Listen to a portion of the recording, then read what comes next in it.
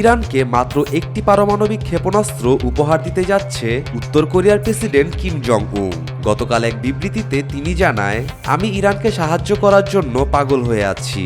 Israel আর আমেরিকাকে মুছে ফেলার জন্য আমার একটা ক্ষেপণাস্ত্রই যথেষ্ট। যা মনে হচ্ছে ইসরায়েলের জন্য এখন সবচেয়ে বড় ভয় এই মিসাইল।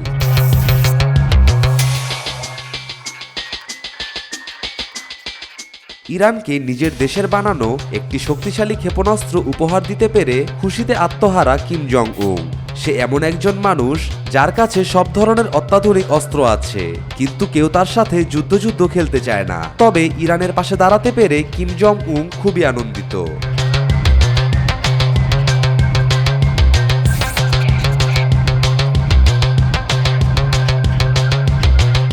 এই মিসাইলটি উপহার দেওয়ার আগে কিম জং উন নিজেই একবার টেস্ট করে নেয়। এই টেস্টটি প্রমাণ করে দিয়েছে এই মিসাইল দুনিয়ার জন্য কতটা ভয়াবহ।